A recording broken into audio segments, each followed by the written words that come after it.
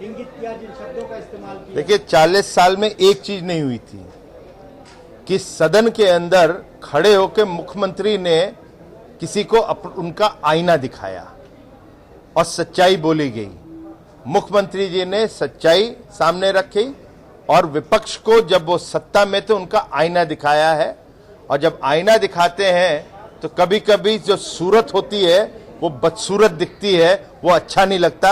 शायद विपक्ष को यही नहीं पसंद आया होगा। सर सवाल ये भी है, जिस तरह पीटीएन मिला उसको लेकर विपक्ष कह रहा है कि साजिशन फंसाने का आरोप है और इसके बहाने मुख्यमंत्री और राज्यपाल ने अपनी सिक्योरिटी बढ़ा ली है। देखिए उन लोग कुछ भी कहेंगे, मगर जब सुरक्षा का विषय होता है तो उसमें राजनीति नहीं होनी चाहिए।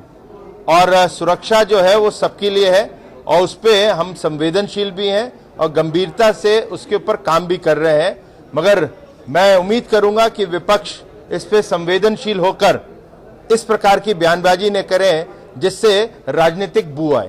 सर सुरक्षा पीएससी का जो मामला है उसको लेकर कहा जा रहा है कि एक दबाव बनाने की कोशिश है, सीबीआई इंक्वायरी के बाद इन हाउस चीफ मिनिस्टर कह के सबको उन्होंने दबाव मिला। देखिए ये वास्तविकता है कि लोक सेवा आयोग के अंदर अनेक प्रकार के स्कैम अनित्या करी गई हैं। ये मैटर कोर्ट में भी गया है, वहां से भी आदेश मिले हैं। जो चेयरमैन बनाया उनको भी बर्खास्त करने का भी मिला है।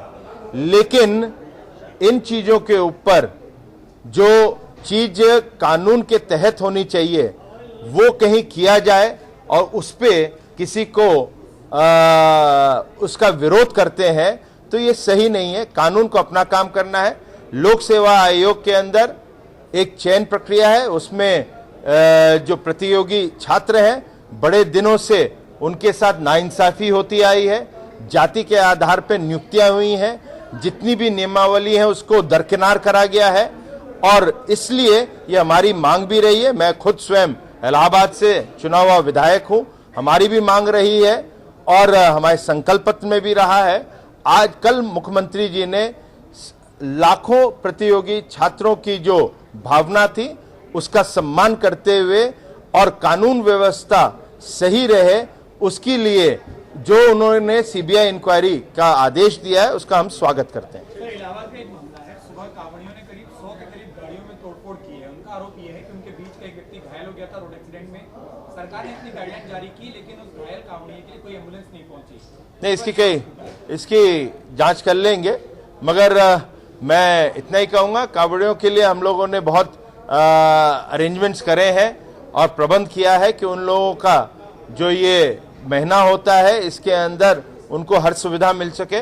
कोई उनको कमी लगेगी उस पर जरूर ध्यान दिया जाएगा और उसमें पुलिस को भी हिदायत दी जाएगी और एम्बुलेंस सर्विसेज को भी कहा गया है कि उन लोगों को कभी भी कोई जरूरत पड़े, डॉक्टरों को की आवश्यकता पड़े, उन लोगों को उपलब्ध कराई जाए।